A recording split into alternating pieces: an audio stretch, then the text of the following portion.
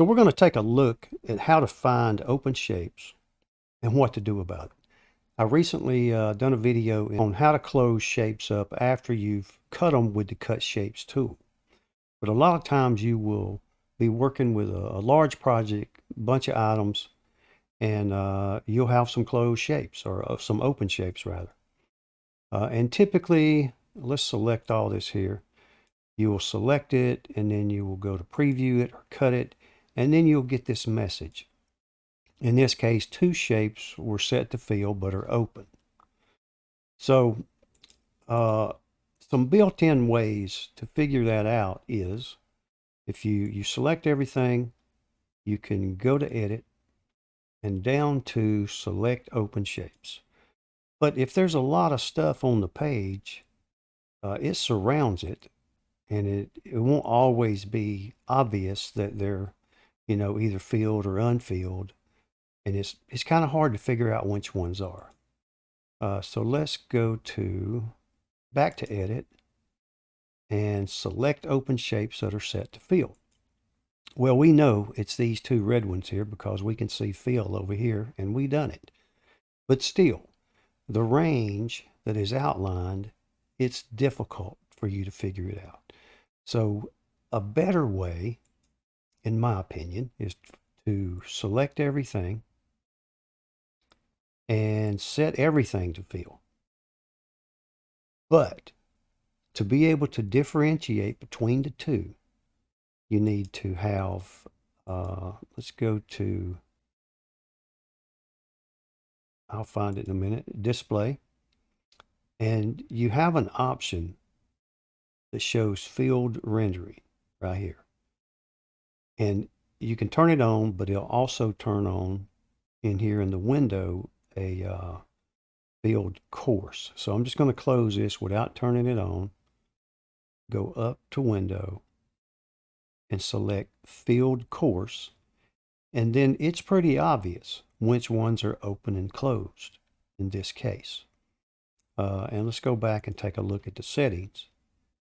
And you'll see that field rendering is now turned on. So that is the best way unless you've got just a few items. I mean, if you were just working with this one item, you wanted to know if it was opened or closed, you could go pull the measuring tool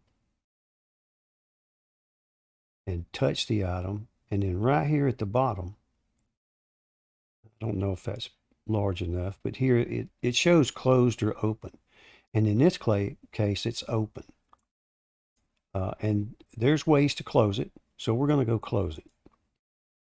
If you select the item, and you can do this in mass. Let's do this one first. All right, let's grab everything here. And let's go up to edit. And we're going to go to close path right here. Now, close path works if the gap is a 1/2 millimeter or less. So let's click close path, and it closed them all up, which is a good tool. But again, it's a very delicate gap, less than a 1/2 millimeter, and it won't always work that way. So let's select the star. Now that gap here at the bottom is larger than a 1/2 millimeter. But there's another way to close it if it is greater than a 1/2 millimeter, but less than 100 millimeters. So if you select that, go to edit, go down to close selected path with tolerance. Then you have an option.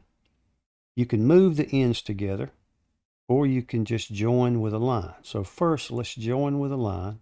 You can see it's found one open shape. And then we'll pull the slider, and it'll close. But if you look, it just cuts it straight off. Now, if that doesn't fit for your project, you can go back, and we will do it again. Path with tolerance. We can just move the ends together. and it will do that. And it looks more natural. It's not 100%, but it does look more natural than just drawing a line. So whatever works for you, do that. And I hope this was helpful. I'll put a link to the last video, uh, because if you have different objects that you're trying to close that gap with, and they're all less than 100 millimeters, it'll close them as it gets to the size that it is. So I think the last video will be helpful.